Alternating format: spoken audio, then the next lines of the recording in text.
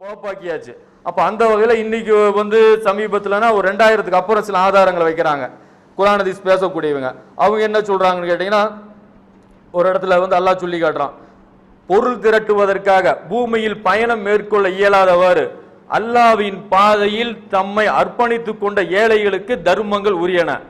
அவர்களை பற்றி அறியாதவர் அவர்களின் தன்மான உணர்வை கண்டு அவர்களை செல்வந்தர்கள் என்று எண்ணிக்கொள்வார். அவர்களின் அடையாளத்தை வைத்து அவர்களை அறிந்து கொள்வீர். மக்களிடம் கெஞ்சி கேட்க மாட்டார்கள் அப்படின்னு சொல்லி வசனம் வந்து 2வது அத்தியாயத்துல 273.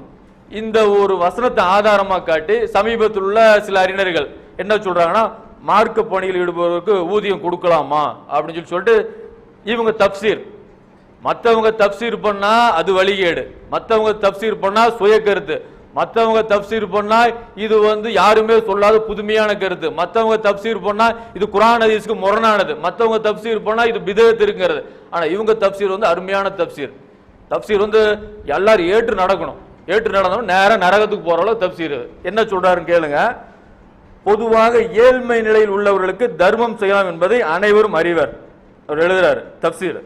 ஒருவர் ஏழையாக இருப்பதுடன் மார்க்க பணிக்காக தன்னை அர்ப்பணித்துள்ளார். மார்க்க பணியில் தன்னை முழுமையாக ஈடுபடுத்திக் கொண்டதுதான் அவர் ஏழையாக இருப்பதற்கு காரணமாகவும் உள்ளது. இதன் காரணமாக அவரால் பொருளீட்டவும் இயலவில்லை. இத்தகையவர் ஏழையாக இருக்கிறார் என்பதற்காக மட்டுமின்றி மார்க்க பணியிலும் ஈடுபடுகிறார் என்பதை கவனத்தில் கொண்டு தர்மங்கள் வழங்குவது தவறில்லை என்பது இவ்வசனங்களிலிருந்து தெரிகிறது.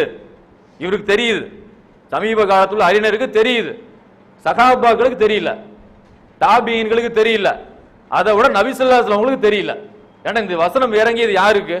இந்த வசனம் இறங்கியது அல்லாஹ்வுடைய தூதருக்கு தான் முதல் இறங்குச்சு. இறங்கினவன அல்லாஹ்வுடைய தூதர் என்ன சொல்லியிருக்கணும்? இது வரைக்கும் கூலி வாங்குவது தப்புன்னு நான் சொல்லிட்டு இருந்தேன், இந்த வசனத்தில் அல்லாஹ் காலாவதி ஆக்கிட்டான் சொல்லி இருக்கணும். அல்லாஹ்வுடைய தூதர் அப்படி சொன்னாங்களா? அப்படி எங்கே சொல்லல.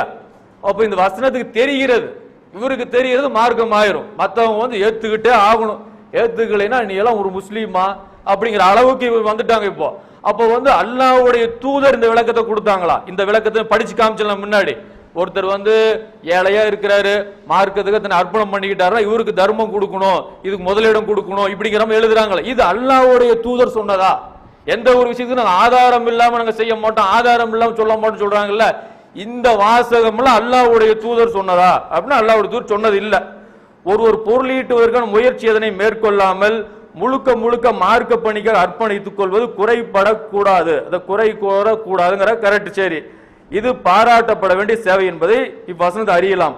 அதே சமயம் இவ்வாறு மார்க்க பணிகளில் தம்மை அர்ப்பணித்துக் கொள்வோர் வேறு வருமானத்திற்கு வழி இல்லை என்பதால் மற்றவரை யாசிப்பதோ சுயமரியாதை இழப்பதோ கூடாது. எல்லா நிலையிலும் எவரிடம் கேட்பதில்லை என்பதில் உறுதியாக நிற்க வேண்டும். அவ்வாறு சுயமரியாதையை பேணுபவர்களுக்கு தான் மார்க்க பணியை காரணம் காட்டி உதவியும் செய்ய வேண்டும். அவர்கள் யாசிக்க ஆரம்பித்து விட்டால் இந்த தகுதியை இழந்து விடுகிறார்கள் என்பதையும் வசனம் அறியலாம். ஒண்ணு வசனத்தை படிச்சாவது அல்லாஹ்வுடைய தெரிஞ்சுக்கணும், இல்ல இவர் சொல்லக்கூடிய விளக்கத்தை படிச்சாவது தெரிஞ்சுக்கணும். ரெண்டுமே தெரியுமா? டிஎன்டி சகோதரர்கள் என்ன உள்ளுக்குள்ள நோய் உள்ள நல்லா சொல்ல தட்டழிஞ்சு தெரிவாங்கிறான். அந்த தட்டழிஞ்சு தெரிய கண்ணுக்கு முன்னாடி பார்க்க முடியுது. ஒண்ணு இவர் என்ன சொல்றாரு, அந்த விஷயத்தை அதாவது மார்க்க பணியை தன்னை ஈடுபடுத்திட்டு கூலி கேட்க கூடாது, தானா வந்து கேட்க கூடாதுங்கிறான். இவங்க உணர்வுகள் எத்தனை பத்திரிகை அங்க வச்சிருக்கிற உணர்வுகளை 2005 இருந்து இன்னைக்கு வரைக்கும் இமாம் தேவை தகுதி என்ன, நல்ல குரல் வளம், நல்ல பயான் பேசணும், எம்ஐஎஸ்சி தானே அது, எம்ஐஎஸ்சி படிச்சிருக்கணும். சம்பளம் எவ்வளவு? 15,000 ரூபாய். ஆனா இவங்க என்ன சொல்றான்னு கேட்டீங்கன்னா, மார்க்க பணிக்காக கூலி வாங்க கூடாது இங்க நிலைப்பாடு. ஆனா வேற பணிகள் இருக்குல்ல, கரண்ட் பில்லு கட்டணும், அதே மாதிரி பாத்தீங்கன்னா கூட்டி பெருக்கணும். எந்த தாயி கூட்டி பெருக்கிறாரு? அப்படி போடலாம்ல. இமாம் தேவைன்னு போட்டு கூட்டி பெருக்கிறதுக்கு, இந்த மாதிரி கழுவுறதுக்கு, இதுக்கு அதுக்குன்னு சொல்லி போட்டு அப்படி கேட்கலாம்ல. அப்படி கேட்க மாட்டாங்க. கேட்கறது என்னன்னு கேட்டா, இவங்க அழைப்பு கொடுக்கறது எப்படின்னு கேட்டா, நல்ல குரல் வளம், நல்ல பயான் பேசணும், தகுந்த சம்பளம் அப்படின்னு சில அறிவிப்புகள்ல 15,000 சம்பளம் இவன் அறிவிப்பு. அப்ப இந்த எழுதப்பட்டதுக்கு முரண்பாடு இருக்கா இல்லையா? எழுதப்பட்டதுக்கு முரண்பாடு. அப்ப இன்னும் சொல்லுங்க, இப்ப நாங்க வந்து இதுக்கெல்லாம் கூலி கொடுக்கல, நாங்க மார்க்க பணிகளுக்காக கூலி கொடுக்கல, மார்க்க பணிகளை கூலி கொடுக்க கூடாது எங்க நிலைப்பாடு அப்படிங்கிறாங்க. இப்ப நாம ஒரு கேள்வி கேட்கிறோம்.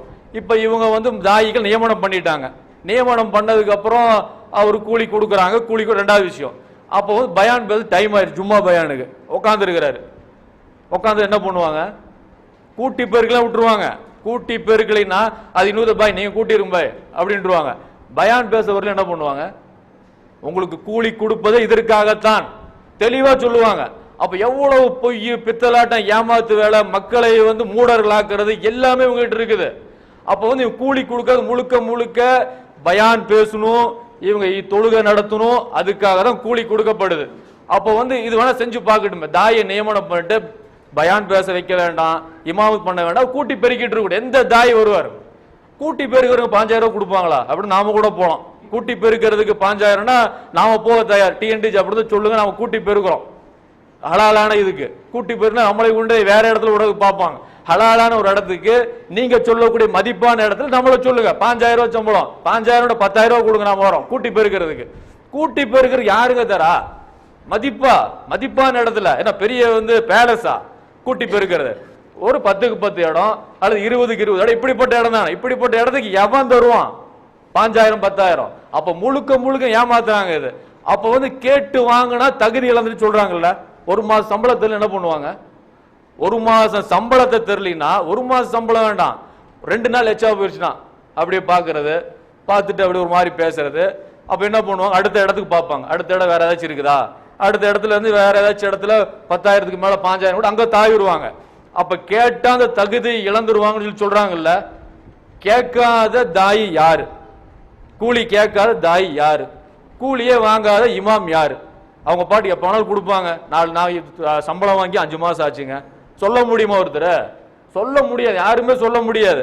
அப்ப முழுக்க முழுக்க என்னன்னு கேட்டீங்கன்னா, கூலி வாங்கிக்கிட்டு இவ்வளவு பொய்கள் பேசுறாங்க, மாத்தி மாத்தி பேசுறாங்க இது. அப்ப பாத்தீங்கன்னா இவங்களுடைய விஷயங்கள் பாத்தீங்கன்னா முழுக்க முழுக்க தவறான விஷயம். அப்ப இன்னொரு விஷயத்தை பாத்தீங்கன்னா